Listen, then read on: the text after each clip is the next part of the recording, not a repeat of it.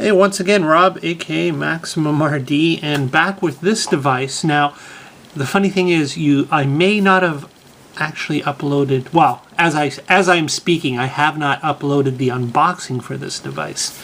So weird. I'm not sure what I'm going to do. You may see this video first, just because. Regardless, either way, this is the GPD Q89, and if by chance you do end up seeing the unboxing first, then you'll know that what I was actually expecting to receive was the GPD Q88 Plus. That is what I had ordered, and that is what Willgoo, the import distributor for these devices, does have listed, and at least last time I checked, that is still how they have it listed. But it is in fact the Q89 by GPD, which is very marginally upgraded device from what I've researched and what from Skelton has said over at Dingunity forums. Basically, it's supposedly an updated touchscreen, a better battery life, perhaps, but that's pretty much the extent of the upgrades. But anyways, so that's fine. There's no complaint there. It's otherwise. There's nothing less about this system in comparison to the Q88 Plus, at the very least. And I will say that if you've followed my Android antics, playing around with these cheap import devices, I've had previously the JXD S7100B and the JXD S7800B, which had better specs. And actually, to be totally honest, even though this device, in feeling and the look of the plastic and just the soft plasticky buttons and the D-pad and everything, this does definitely feel like the cheaper plastic. It is a cheap feeling device. It's light. Definitely lighter than the GXD 7800, but you get the impression that it is lighter because of that, because of the cheaper plastics used in the construction of the device. So it does not feel as solid or as well built as the JXD 7800B, but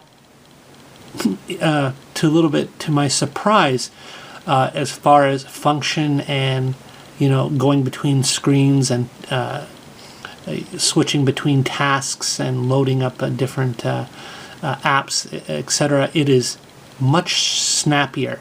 It's actually how I expected the JXD 7800 to perform. I find it much snappier and smoother and responsive overall. So I'm happy there, considering this device was like under $107 shipped total, so I can't complain there at all.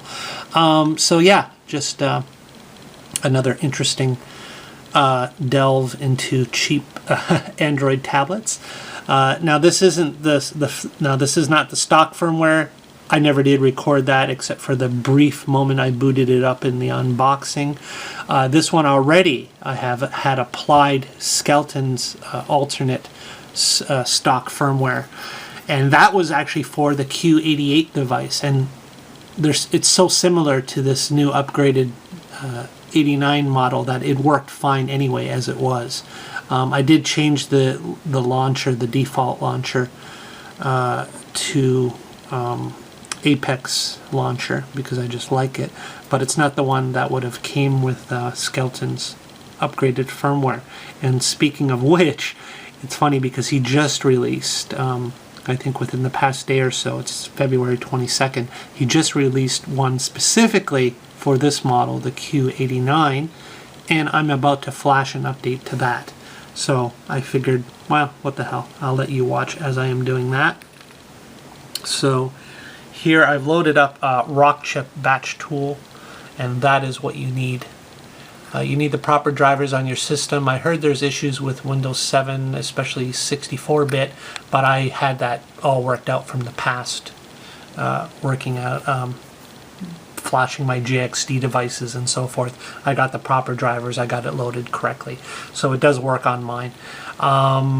So anyway, this is the tool for doing the flashing, as you can see right there, and I've already loaded up Skelton's new offering of the Q89 stock firmware.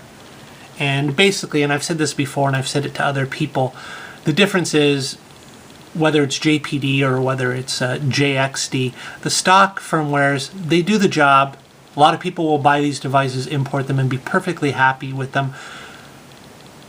But at the same time, in comparison to what some homebrew developers offer and people like Skelton, they basically they work on their version of the stock ROM, which is getting all the crap out of it, getting all the bloatware out of it, getting all the foreign Chinese apps off of it, things that may be spyware or whatever. Not saying there is, I'm just saying that maybe, and basically streamlining it, optimizing it, and putting together a nice default fresh ROM without that same bloatware or dubious, questionable apps on it. And then allowing you to go ahead and throw on your own emulators and games, so on and so forth, apps, etc. And it's usually an image and ROM that has been optimized for the device to get that little bit more out of it and take better advantage of the hardware itself. And with that said, I've loaded up his Q89 image, as I've said, and connected devices 1. So what will happen now is there's the USB cable plugged into my GPD Q89, and when I hit this here switch like that, it will read the device and go green, and then that tells me I'm all set to go ahead and just say upgrade, and this will flash Skelton's Q89 firmware onto my GPD Q89. So there's upgrade. It's going through its steps, waiting for loader, download firmware, start. It's flashing, it's working, and the percentage is going up. The progress is increasing, as you can see. And so now I'll just go down here, and when it's done its work, you will see the result. Let's get this balanced properly, hopefully. I'm going to turn off this lamp here so you can better see the device and what happens when it is flashed properly. Up to 48%, 49. Just have to bear with for a moment, and you'll see live in real time the process of updating the GPD device. And it uses the same Rockchip drivers, the Rockchip, I believe it's known like the chipset in the device, and for the Rockchip chipset, this batch tool does the job. It's the same with my JXD S7800B and my older JXD S7100B. And now it's just checking the firmware very quickly. The progress is going up.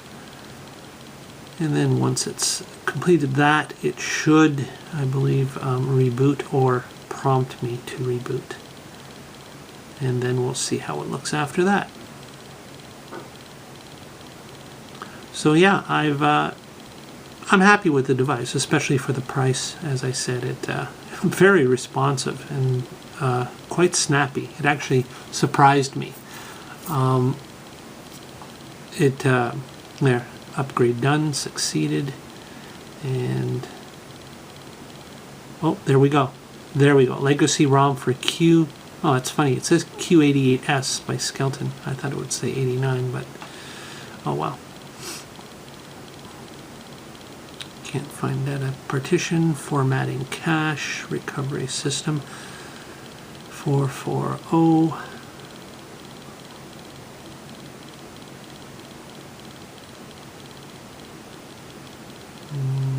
Doing its job, and then I think it'll reboot.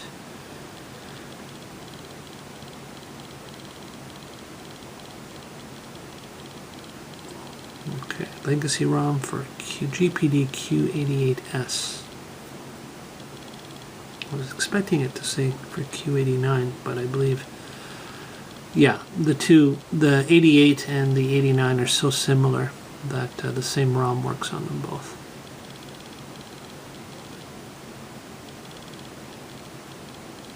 And here we are in first boot up after switching to Skelton's firmware.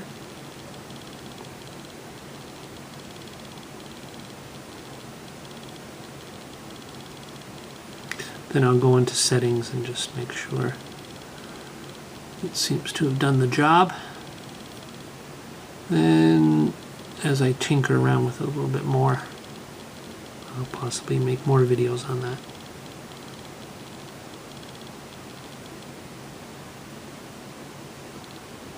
Oh yeah, looks different for sure. Location consent by Google, yeah, we'll do that.